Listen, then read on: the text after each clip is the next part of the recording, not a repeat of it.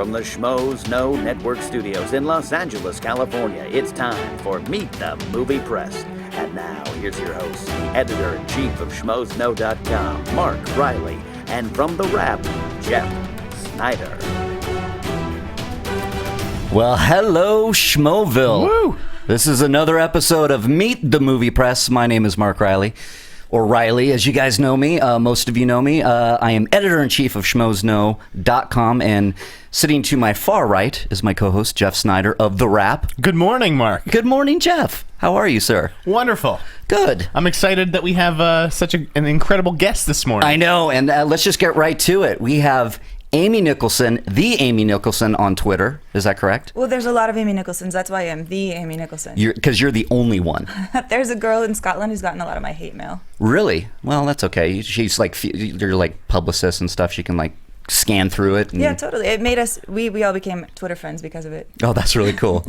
and by the way, if there are any Jeff Sniders out there who want to meet me, just reach out. Yeah, that's where right. to find me. Yeah, any doppelgangers, any vicious clones, I'm just like jealous. let us know. Amy has a club of Amy's. Yeah, right. I do, and one of them is a documentary filmmaker who's really good. We got like a really awesome. That's the benefit of a generic name. There you go. I guess so, right? But Amy is our guest. Amy Nicholson is chief film critic at LA Weekly, and she's the author of Tom Cruise, Anatomy and Actor Tom Cruise, which I'm so excited. We are going to talk about Tom Cruise a lot on this show, and especially your book. I'm pumped. I know. I am too, because he is one of my favorite actors of all time. I know a lot. He has a stigma behind him right now, but we're going to change that today. Yeah, we're going to change that, and I really want to get into your article that kind of started it off, and as well as leading into your book and how you did it and the research and all that kind of stuff. But what we do in Meet the Movie Press, of course, to start, is we talk about movie news and all the things that kind of go with it, because it's becoming, look, the landscape is changing every day. We have so much movie news breaking. We talked last week about exclusives and these hot words that come out. We got a scoop here, we got an exclusive here, and how now people are like in talks and they're not even signing any dotted lines, but people are, first to the gate with that kind of news. Yep, it's fun. People like talking about this stuff. I'm sure agents would rather wait for deals to close and things like that. People in business affairs, but such is life. Such is life. But that is what the community of Schmoville is. Amy, I was talking to you a little bit about Schmoville, and they are a rabid fan base. They are a passionate and loyal fan base, and now you're a part of it. So that's true. And before we started, you made a promise to me yes, about your fan base, and yes, I'm really excited about this. Schmoville, you do so many great posters and photoshops. Amy would like her face photoshopped on a Channing Tatum, right? Correct? And Step Up? Yeah, specifically from Step Up. Okay. Yes. Step Up, which you're a big fan of, by the way. You just saw... I just stayed up. If I look a little tired, it's because I had to see the midnight of Step Up 5 last night. Step Up 5. Step Up 5. That is dedication, Amy. Yeah, wow. I was so excited. I had a dance battle. One of your critics, Alonzo Duralde from The Wrap, we dance-offed in the theater because we were the only people there. Did anybody record this? No, it was not recorded. But my God, that would've gone through the roof. Alonzo's really flexible. Yeah, no, he can move. Wow. Are you as good of a dancer? You know what? I'm not going to lie, I am. We're going to do that right now. Okay, screw movie news. You guys dance off right now. All right, so yeah, Step Up. Amy wants her face photoshopped onto Channing Tatum. Schmoville, take care of her. Yes, and follow her at the Amy Nicholson on Twitter. Welcome her to Schmoville. This is a great thing. I'm a big fan of yours after reading your articles and checking out some of your book. I didn't get to read all of it, but I'm going to do so because it's Tom Cruise, though. So, but before we do that, I don't want to blow the load yet. Let's back up. Okay. We got to talk about True Detective, okay? Schmoville, you've been going crazy. Jeff Sneider over at The Wrap, and over to my right, has been dropping some major scoops. Jeff, lead us off with this True Detective stuff. Well, geez, where do we start? I think we have to start with the casting. Yes, right? let's do the casting, because I know a lot of people in Schmoville were like, oh, you can't really talk about it because it's Meet the Movie Press. No. We're talking about this because this is some big stuff. Actors, movie stars, yeah, are now TV. They are gravitating to very good television. That's where a lot of the good roles are. Absolutely, and True Detective being probably one of the best examples of that. I mean, that first season is amazing. And now we're going into season 2, and lead us there, Jeff. So it looks like Colin Farrell is a definite for the male lead. That's awesome. I'm not sure where Taylor Kitsch stands at this moment in time. Okay. It's looking good, I think, but I don't want to say that he's in the show. It does look like Vince Vaughn is going to be on the show. Yeah. He's not going to be one of the three main investigators. He is not going to be necessarily the villain, per se, because True Detective is a mystery-based series, after all. Right. Okay? I really don't think, and I don't know any more than anybody else, that at the end of the series, Vince Vaughn will be revealed as, the killer of, whatever crime Right. they're going to set up. But I think he is being set up as the antagonist to an extent. Okay. And then the other, rumors are sort of circulating around Elizabeth Moss from Mad Yep. Men as the third investigator, the female lead. And I don't know, what do you guys make of this? I am so excited about Colin Farrell because I love him. I love his eyebrows. He has the most expressive face on the big screen, and I think he could actually make the small screen feel even more alive. Absolutely. And I am a huge fan of his. Not for some of the roles he does, like Bullseye and Daredevil or anything. In Bruges is one of the best movies ever made, and he is fantastic in that movie. Oh my God, that's one of my top 10 movies. Yeah, isn't it? I love that movie, and the fact that he's going to be in it is amazing. When I heard that, I was like, oh my God, that's good casting right there. That is excellent, and he could use it because I think he and Taylor Kitsch have gone through the same thing. Colin Farrell before him of being accused of not being able to carry a movie. Right. And I would like to see Taylor Kitsch be able to prove everyone wrong. Yeah, you know what? He got a bad rap for Battleship and maybe Gambit for Wolverine Origins and all that kind of stuff. And John Carter. Yeah, I didn't even think of John Carter.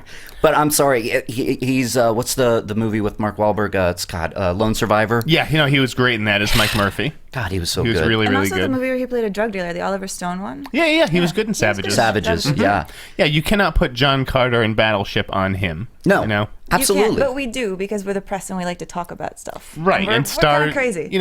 What comes with stardom and fame, and is responsibility. So you get the credit when you hit, and you take the blame when you miss. Absolutely, and that's kind of sad that we do that, but not we sitting here at the table, but The media collectively. The media collectively. I mean, we kind of roll with these stories. We kind of jump on what's hot and maybe controversial.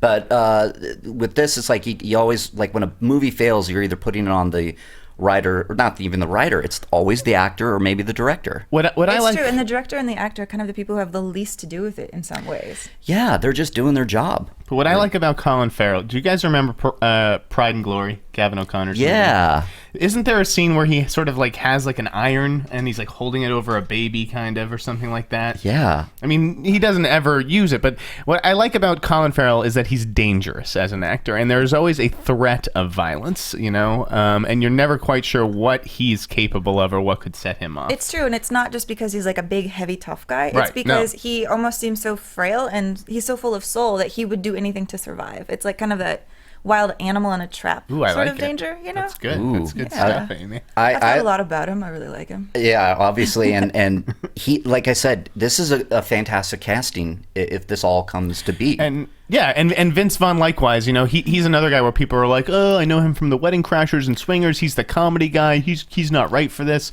Vince Vaughn has done a lot of solid dramatic work. And you've seen in some of the choices that he's made as far as what he's been developing lately, he's been looking for this movie to sort of diversify and to get out of those studio comedies like Delivery Man, which didn't perform very well, although I enjoyed it. He's been looking for something darker. I did enjoy Delivery Man. Well, that's what I like essentially about Vince Vaughn is that he is going to do something dramatic, and I want to see that.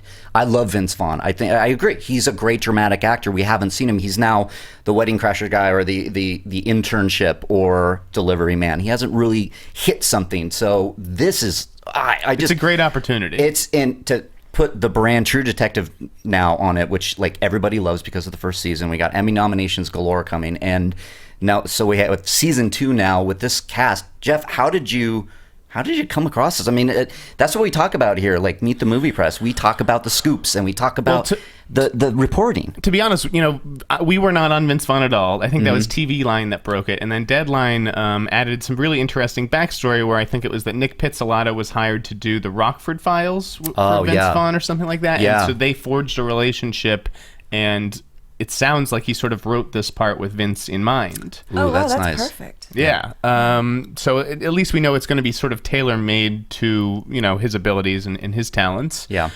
Elizabeth Moss and Michelle Forbes were names that our TV reporter Tony Maglio at the Wrap, he heard those names a couple of weeks ago, and we checked them out and had trouble confirming them. And they're still not confirmed, don't get me wrong. Yeah. But it was Justin Kroll at Variety who mentioned Elizabeth sort of at the tail end of his Vince Vaughn story, and once he threw her name out there, I felt more comfortable sort of saying that she's definitely the front runner for the female lead. There's definitely interest there. And what's interesting to me about that is that I didn't think she would do it because she just did Top of the Lake, which is the same sort of show. That's right. Well, you know what? I want to go back. You said something interesting where Sure. Kroll dropped Elizabeth Moss's name. Right. It's a And trade trick. Yeah, and you felt comfortable talking about it. Now, it sounds like a very symbiotic relationship happening with the different trades. Are you talking to these guys? Are you calling them on the phone and going, "Hey, you dropped Elizabeth Moss's name. Is this, can we talk about it?" Certainly not before we publish. I mean, Right, after Justin posted and then I posted, I definitely texted him and I was like, "So, you've been hearing Elizabeth too for a while?" He's like, "Yeah." Okay. There's definitely something there, and I was like, "Okay, yeah." Wait, we're because hearing the same you thing. seem like a competitive guy. Yeah. But I mean, Justin and I still have a great relationship. He's one of my best friends out here, and That's cool. Yeah, I mean, we definitely can't trade notes before it's time Sure. to hit the button. But after that, I think we can talk about who was helpful and who was not. Yeah, I like that. And so, Amy, do you do any kind of scoops yourself, or are you just kind of reporting and you chief film critic, so you're watching a lot of movies and you're discussing them on LA Weekly? Yeah, I get to be sort of in my nice bubble, but I follow you on Twitter. Oh no, so you're- I love that we have Amy here because while I'm in the business of scooping news, like the movie press is not just people who break news; it's people who analyze the news. It's the film critics, and that's what those are the people we're gonna meet on the show. The Yeah, and whole I've seen a lot of spectrum. film critics who, their jobs have asked them to get more and more into news, and some of them, like critics, news breaking and criticism are such different brains. Like I don't have that like hunger to dig stuff out that I Sure. think you do, and I wish I had some more of that. But I would find it almost impossible to do what you do. And I used to be a film critic, and I Really? don't really write proper reviews anymore. Yeah. Because I'm not as good as you guys are. But Yeah. I like that. Does that mean that you have a real love for film? It's not just about the news for you. It's not Oh no, just of about course the not. scoop, it's, like, I about- started out, writing reviews for Ain't It Cool for free and for the Yep. student paper, and didn't know that. Yeah. He was Mirror Jeff. that's right. Oh, He was Mirror So- Jeff at Ain't It Cool, which I followed for years. And I mean, that's kind of, I love this. I mean, it's like, so we have a film critic that, you're in your bubble and you are reviewing movies. Jeff, you are doing some scoops, you're doing film reporting. You do watch movies, of course, and you know. Sure.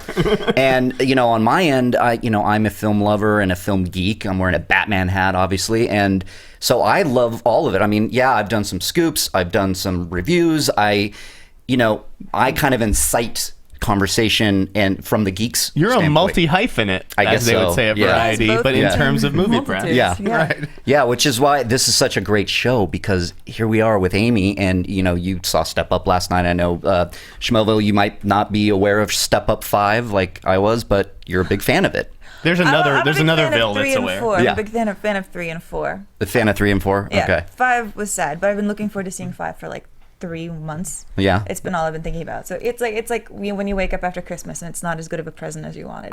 I just love the idea that Step Up 5 is like circled in red on Amy's calendar. Like, Oh, you don't even know. I know. I've been thinking that it was like opening this Friday for 3 weeks. I've had it on my calendar, and then I keep having to look it up and be like, Amy, you're an idiot. You're wrong. That's how excited I've been. That's funny. Cool. So are you, in general, a huge movie fan? Or are you just like, is Step Up your favorite genre? Or what are some more movies that you love and that you review for LA Weekly? Yeah. Everything?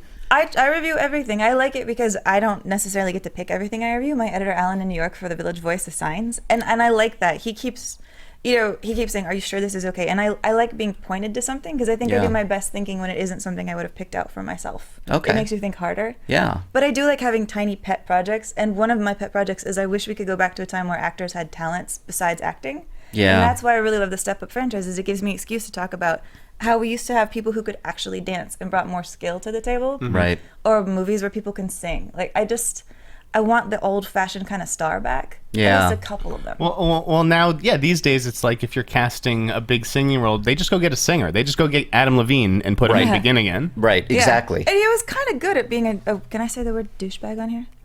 You just did, so sure, let's do it. In Begin Again, but yeah.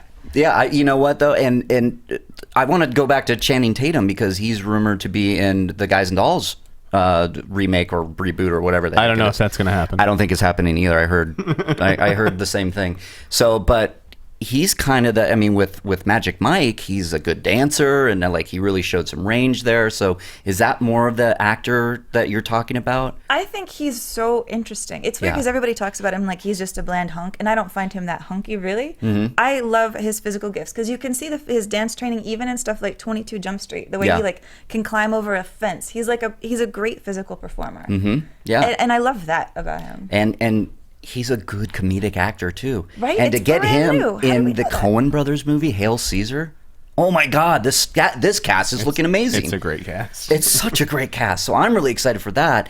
And it makes me think of, when you say, like, wish he had more of those actors that could sing. And, well, Tom Cruise in Rock of Ages. Yeah, Tom Cruise can actually sing. He can sing. One of the weird things I realized while watching Top Gun is that scene where he sings "You've Lost That Loving Feeling." He sings a lot better than that. He's singing it bad on purpose. Well, yeah. Yeah. Well, that's Maverick picking up a girl in the bar, and not being able to sing. Yeah, or Maverick knowing he can't pick up the girl and making a joke of it and pretending it's all. Yeah.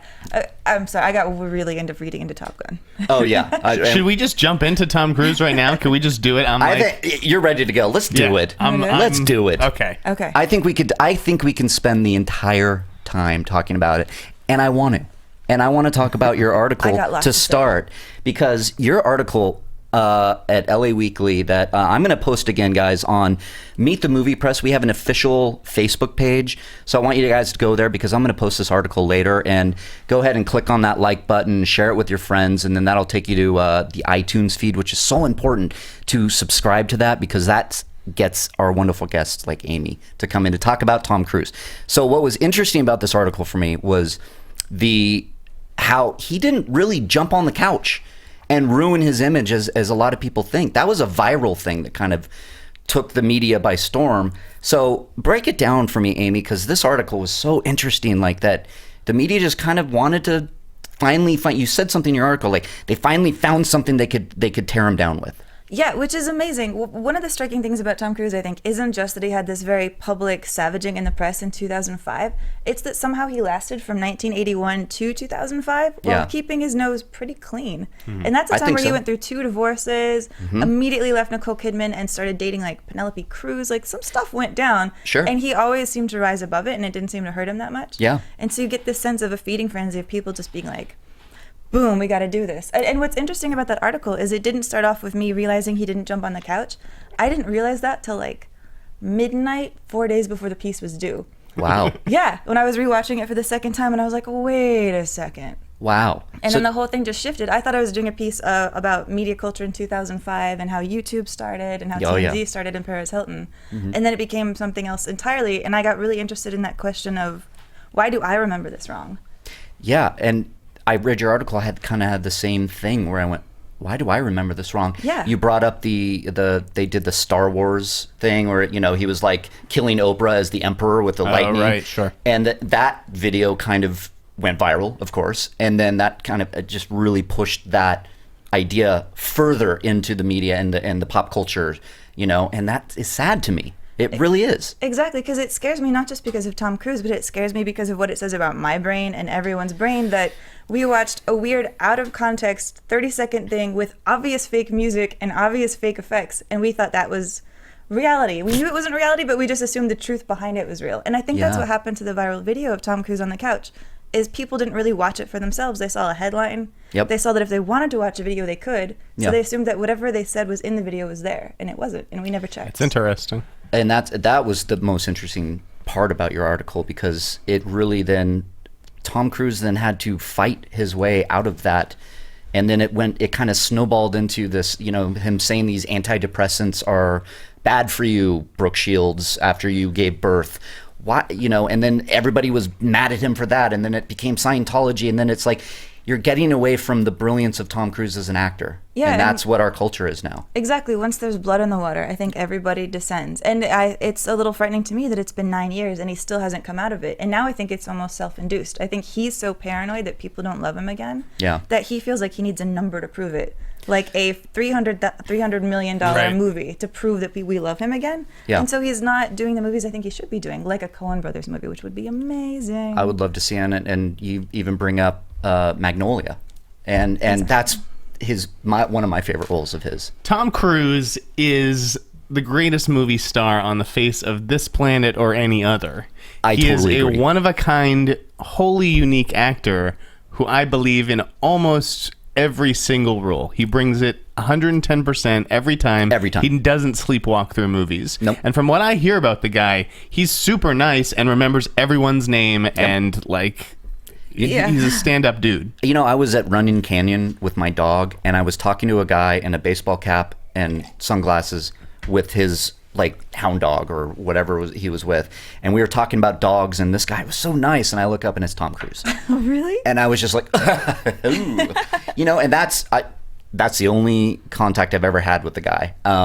But I thought that was interesting and how nice he was. Like, starting on this book, I hear stories like that all the time. It's so crazy. People just come up to you and they're like, this one time I was a PA. He had never talked to me, and then he came up and asked me what I was doing that weekend. Didn't see him again for 5 months. And then he's like, hey, how was your trip to Santa Barbara? That's unbelievable. I hear stuff like that all the time. And what's surprising to me is I didn't even start writing the book I wrote about him because I was a Tom Cruise fan. Yeah. I wrote it thinking I was going to write something kind of colder and more clinical, like how did a mediocre actor who was kind of short and a little weird looking when he started out, how did this guy turn himself into a global brand, which is interesting in its own way.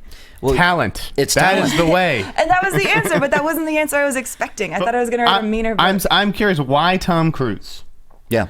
You know, it was pitched to me by Cahiers du Cinema. They read a review I wrote about Jack Reacher, which was a book I take that book series very seriously. I read all of them. They are so amazing. And I was really upset that Tom Cruise was cast as Jack Reacher. But he was so good, right? He was so good, but I just had this image in my head for years that it should be Michael Shannon.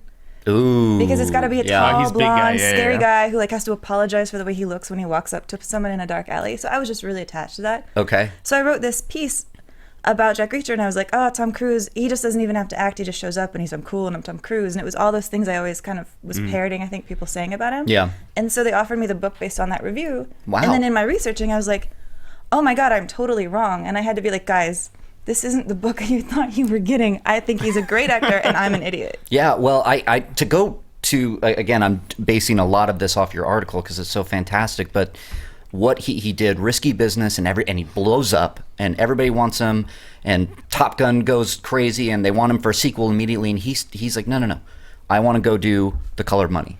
I want to go do Rain Man, and not be, the lead actor in that. I mean, you could argue that he is, but that's Dustin Hoffman's performance. But the name Tom Cruise, I think, then made Rain Man accessible to the audience. Exactly. How strange is it that a movie like Rain Man became the #1 film at the box office that year? Exactly. That would never happen these days. That would never happen. That's why it's sad. And it won Oscars, Oscars and #1 at the box office. Yeah, and he wasn't nominated for that, which I thought he should have been. He wasn't nominated for that or Color of Money, but both of his co-stars not only got nominated for Best Actors, they won. And you think that if they don't have him to play against those roles, how annoying would Rain Man be if there was no Tom Cruise in that movie and it was just Dustin Hoffman by himself?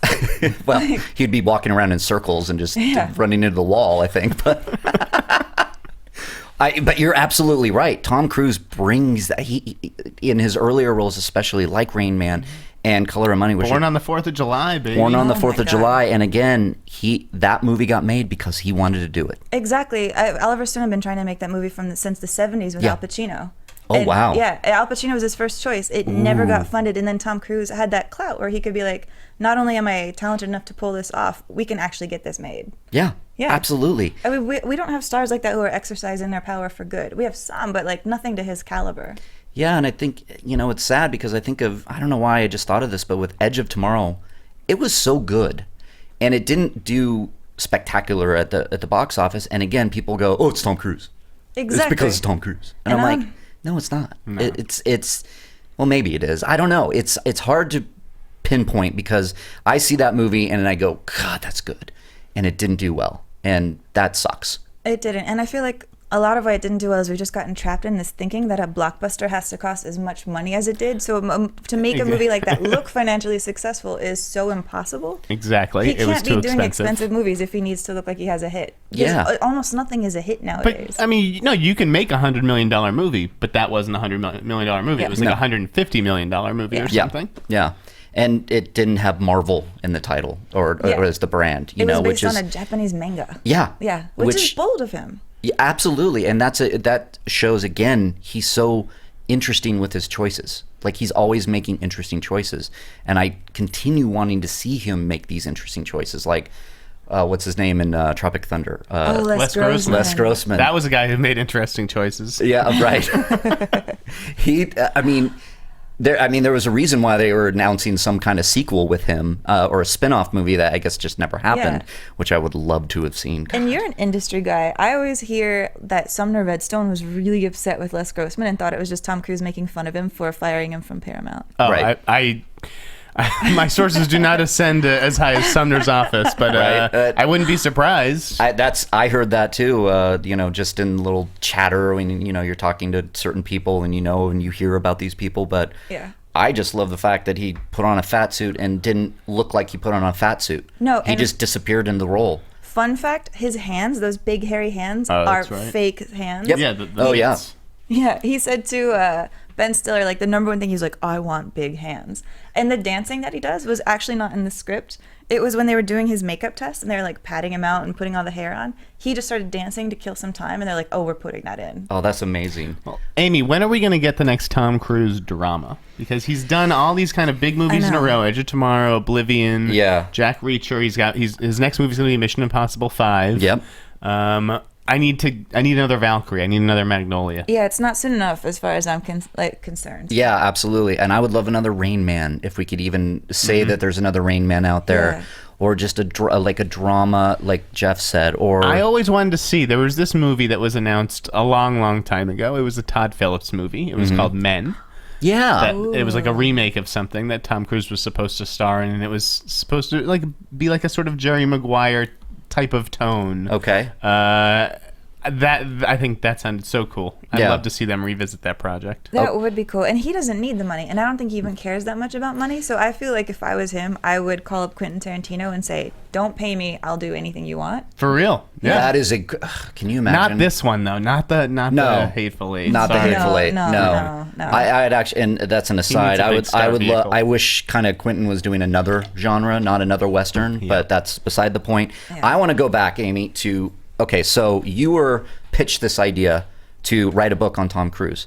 So you said yes, obviously. And so what's your process? How do you then start to grab all this information? Because it's Tom Cruise. Right, that's what I was wondering too. Who do you reach out to? Because I know Yes. Tom keeps a very close-knit circle that's tough Absolutely. to penetrate. Tell us. Yeah. Yeah, I'm a research obsessive, Nice. but I'm not that good at calling people on the phone. Okay. So there's a library here called shy?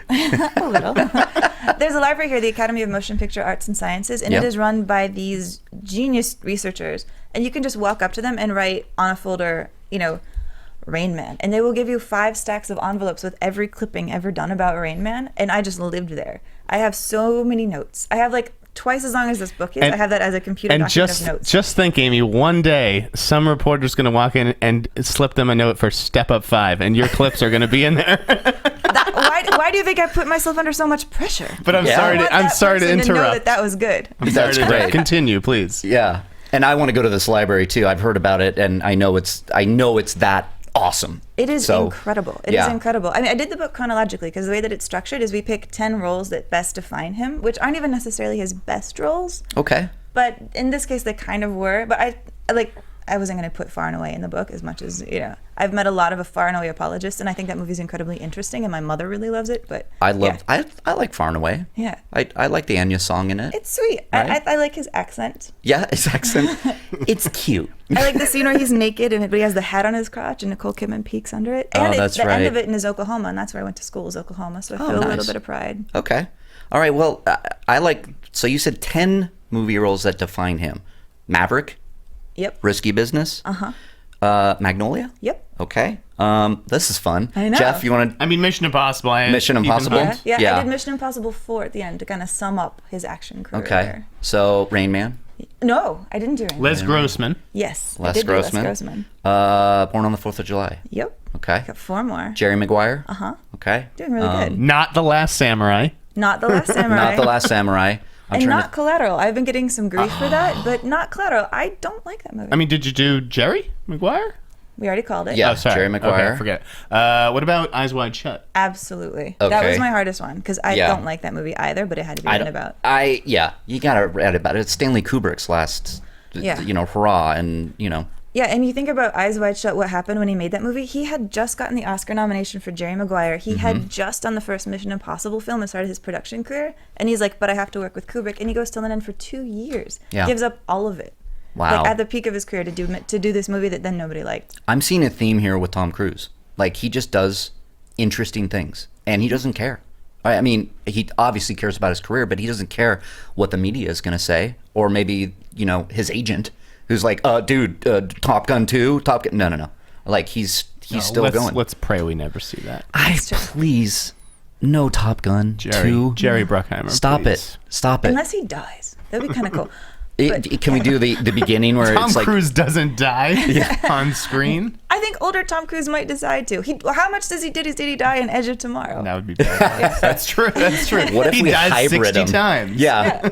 I genuinely feel that there are like a couple mediocre Tom Cruise movies, but there are no mediocre Tom Cruise performances. No. And honestly, the chief mediocre cynical movie I think he ever did is Days of Thunder. Yeah. I think, and it's one of my favorites. It's Yeah. one of my... Would you call it a guilty pleasure, like Days of Thunder? Because I mean- felt it was just Top Gun and cars. But yeah, well, anything that lets Nicole Kidman play like a 22-year-old brilliant neurosurgeon. You're like, Awesome. wait, really? I'll buy it. Yeah, that's what movies are. I think that's the only movie I don't know if he went like specifically got writing credit, but it's the one that he really wanted writing credit on. He felt like he did the most work on that script. So was Days of Thunder in that I 10? skipped it. No. Okay. Yeah, I figured. So have we gotten all of them? No. I think we're missing 3. There's War of the Worlds. I War of put the that Worlds. in. Interesting. Yeah. Really? Mm-hmm. Is that because of the surrounding publicity of it, like him jumping on the couch and that kind of thing? It's actually because what I find interesting about War of the Worlds is we have this image of Tom Cruise who's always just the heroic character. And Yeah. in War of the Worlds, he's the opposite. He's the star of the film, but every time somebody needs saving, he's like, I'm not doing that. And he gets mad at his son when he tries to save somebody. It's a really interesting subversion of who we think he is. I didn't think about it that way. I thought about it more as, it's Tom Cruise in a Steven Spielberg movie. Yeah. But Minority Report. No, because I only wanted to do one Spielberg movie. There you go. Okay, I understand. Interview with a Vampire. Thank you. I love that Lestat. movie so much.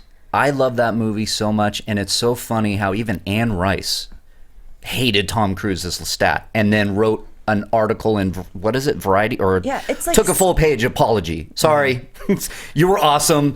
Sorry about it. good idea. Yeah, it's a good idea. And now, are we going to get sorry? Yeah, we saw it aside. yesterday. Yesterday, where Anne Rice, Yeah. Universal has just Vampire picked Chronicles up series. the Vampire Chronicles, and Prince Lestat. Is that a new book of hers I coming think out? it's coming out, yeah. So I hope to God we're not going to get an interview with the Vampire remake. No, I imagine that they would recast Lestat.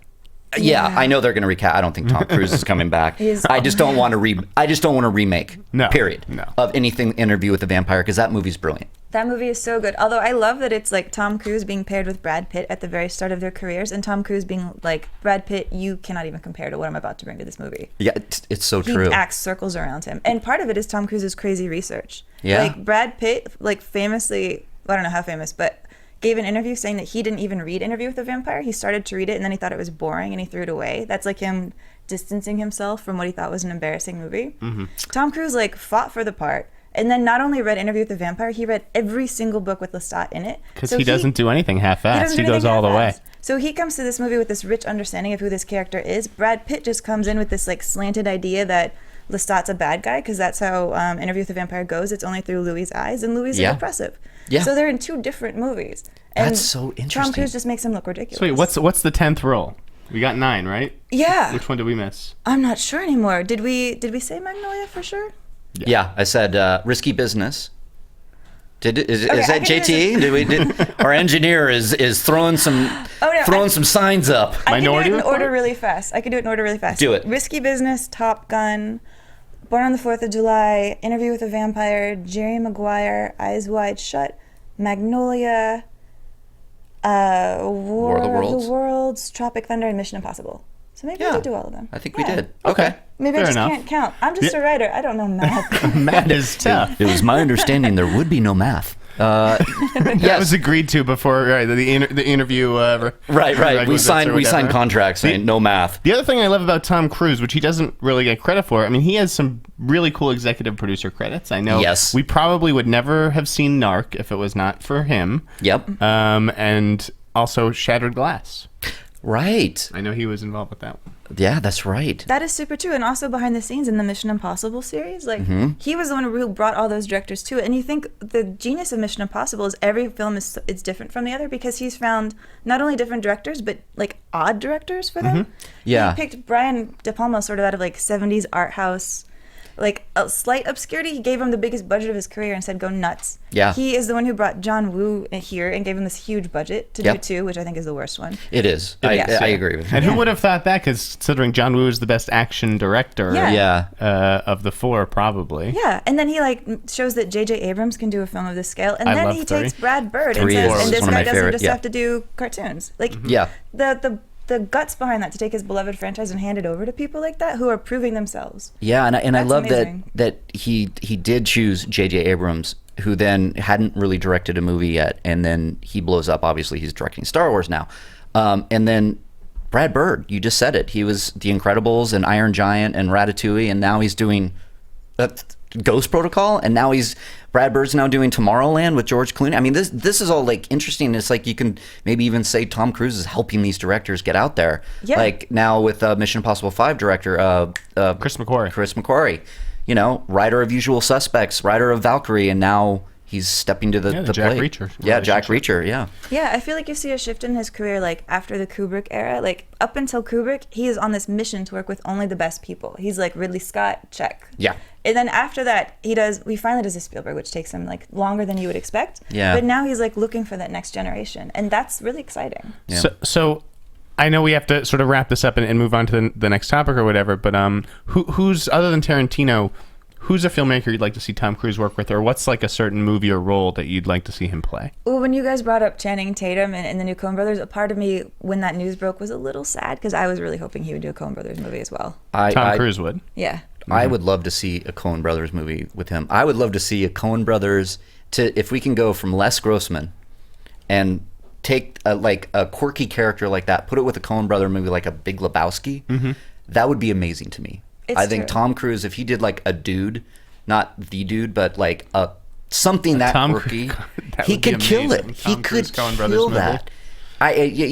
Just the Coen Brothers. I could go on for hours about He really that. could. Or we could see a Tom Cruise movie directed by Tom Cruise. Because he, for a long time, swore that he was going to direct. And the only thing he ever directed was a made-for-TV, like, noir sex thing in the 70s, which was pretty bad. But it's also just bad because everything that was, like, noir sex stuff in the early 90s was kind of terrible. Yeah, right. But he had a very young John C. Reilly in it. And actually, John C. Reilly, it's not even on his list of credits. It's, like, credited under a different name. Interesting. And you would never know that, like, they met really early on to do this strange little, it was like a Showtime series. Wow. So we basically been just gushing over Tom Cruise. Did you actually get to meet him? I don't want to. Okay.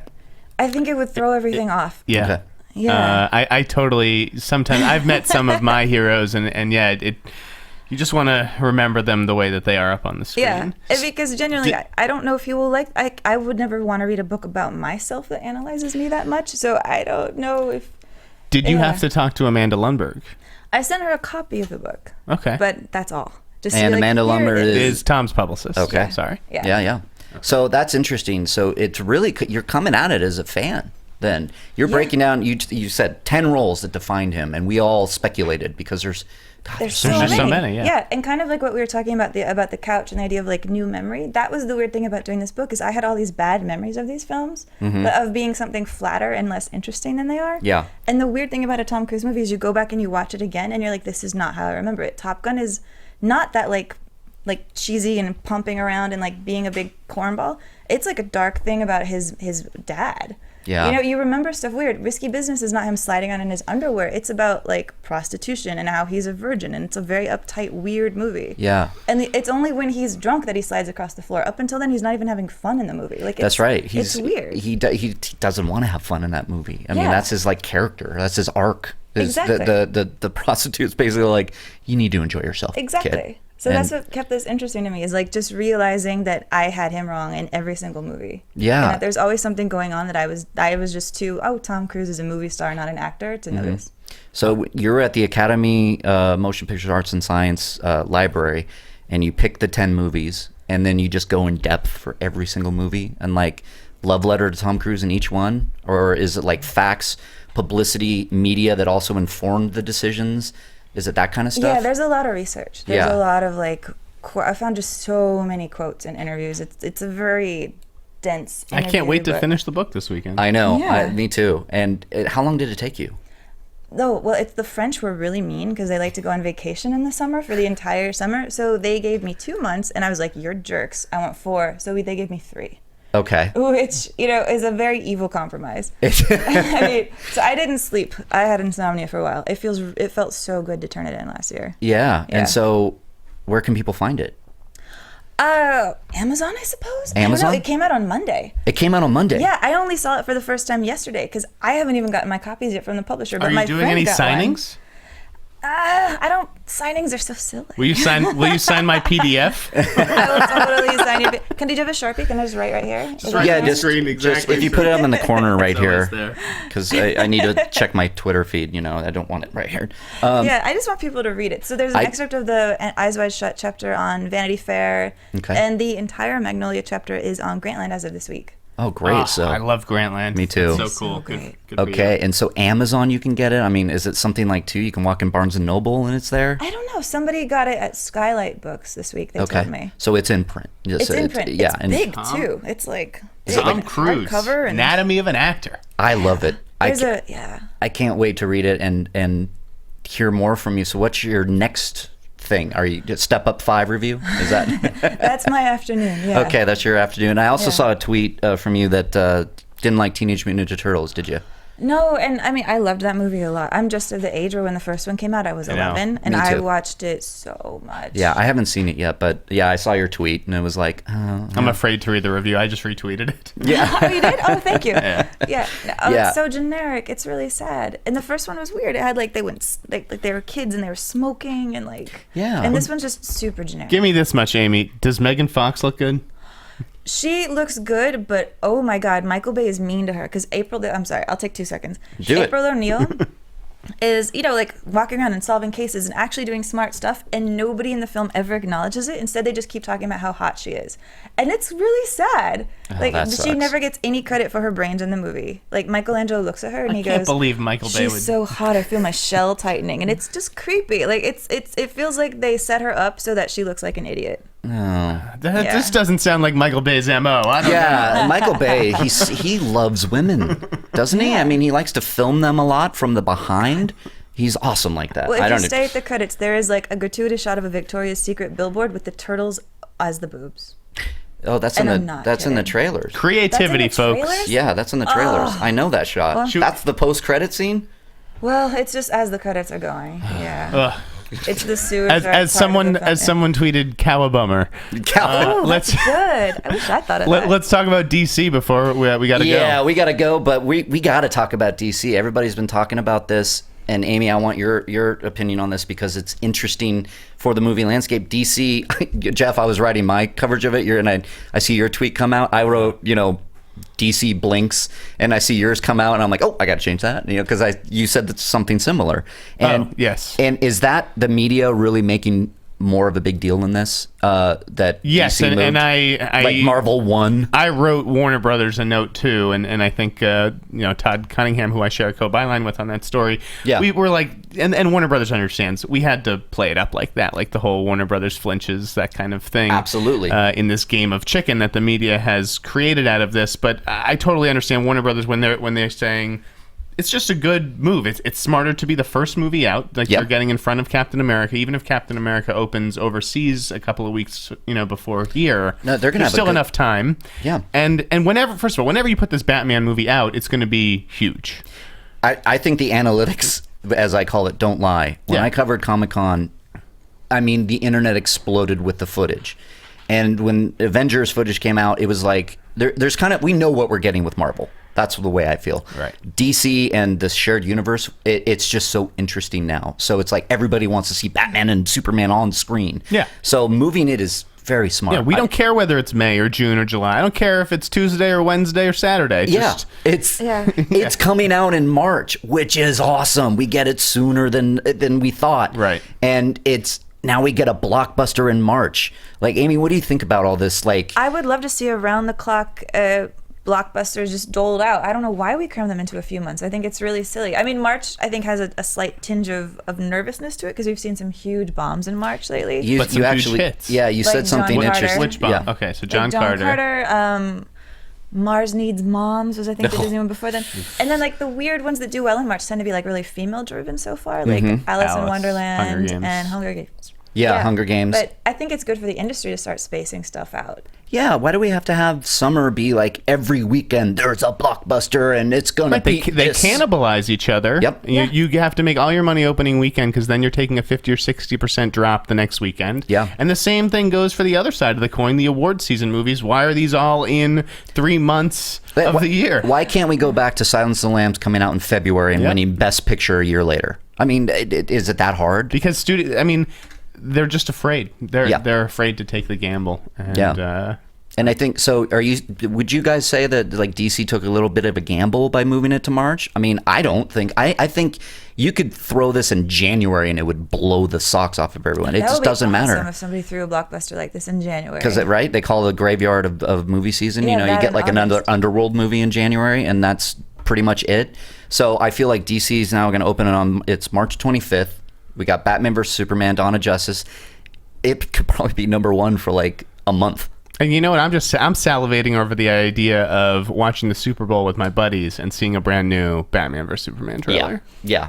That's what we're gonna get. You'll be able to advertise it. What are the two biggest TV events of the year? It's the Super Bowl and the Oscars. No, Yeah. they're right there, Yeah. right before March. So I think that you'll see Warner Brothers take advantage of those two opportunities. It's true, and I think if this hits, we're going to see a lot more of that. Yeah, I think a lot of people were speculating that DC kind of looked at what Captain America did what Marvel did with Captain America in April, and saw that it could be successful. It's still number one domestic, this year.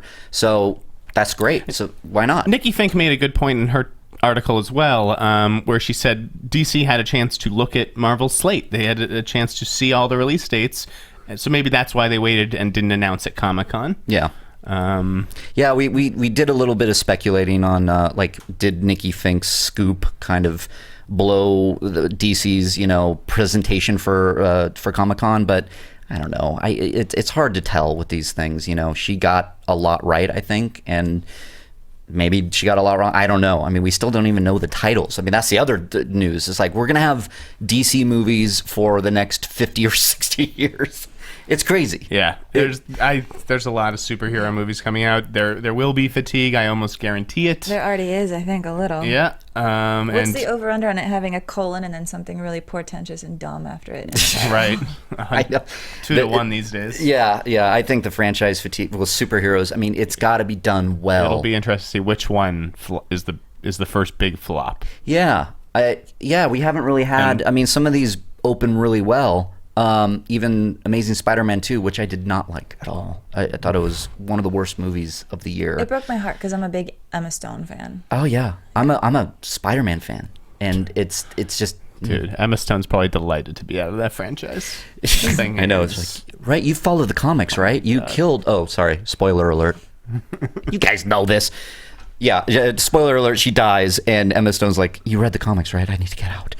Just to get out of here. Okay, we could go on and on with this. Well, that's enough on that. Yeah. Is there anything else that we got to touch on? Or I wish we could touch on we more. don't have time? With no, Okay. we're out of time. Fair enough. But Amy, God, I can't wait to read your book and to hear it's Tom Cruise. This is a love letter to Tom Cruise, I think, because when you think about the 10 roles that defined him, we started geeking out, if that's a word for Tom Cruise. But I know you were super. excited. Amy, you had me at hello, but it's time to say goodbye. Sneider, you complete me. Oh my God, I love this. And so so Amazon, you can find your book, Anatomy of an Actor, Tom Cruise. The Amy Nicholson on Twitter. Schmelvo, give her some love, please. Yep. And Jeff Sneider, where can the good folks find you? TheWrap.com, filing daily, even on the weekends sometimes, and over on Twitter at the Sneider. I like that. Who knows what I'll say? Yeah, you follow these guys, and Jeff, he's fun on Twitter. You got to follow him because it's some good stuff. And as always, guys, you can follow me at Reilly Around. You can see me at editor-in-chief at schmoesknow.com. And you guys, please subscribe, share, rate, comment, iTunes. It's very important to keep this show alive and going. And you guys, you're killing it right now. Meet the Movie Press. Thank you for the warm response, Schmoville. I really appreciate it. We got started off on the wrong foot, and and now I feel like I'm a part of the community. So thank you. Yeah, you don't know the backstory, Amy. He was. We'll tell you off camera. We'll tell you off camera. We covered that last week. But you guys also check out the Schmoes Know Network. We have Jedi Alliance with Ken Knapsack and Maude Garrett. That's the love letter to Star Wars every week. And debuting next week, we have Profiles with Alicia Malone and Scott Mance. I don't know why I was saying Sam. I love Alicia. Yeah, you know Alicia? Yeah, I know Alicia. Yeah, we got a big network coming, as well as Guilty Movie Pleasures with Josh McCouga is coming out. So we have a lot going on. So guys, rate, subscribe, share with your friends. Visit schmoesknow.com, and you'll see us every day doing this kind of stuff. And I'm just really excited to have you here, Amy. Thank you so much for coming. My pleasure. You come back again? Love to. Awesome. We'll do the jellyfish Do I get a pound? over there. Absolutely. You get 2. All right. We'll blow it up. Nice. Thank you. And after this, we're doing the dance off. So thanks, Schmoville. Bye, everyone. Check us out at schmoesknow.com. We'll see you next week. From producers Christian Harloff, Mark Ellis, and the entire Schmoes Know Network crew, we would like to thank you for listening to Meet the Movie Press. Special thanks to Kevin Undergaro and Maria Menounos, the author of Every Girl's Guide to Diet and Fitness, in stores now. To watch or listen to other Schmoes Know Network episodes, get movie news, or join the conversation, be sure to visit schmoesknow.com. I'm the Pit Boss, and this has been a presentation of Schmoes Know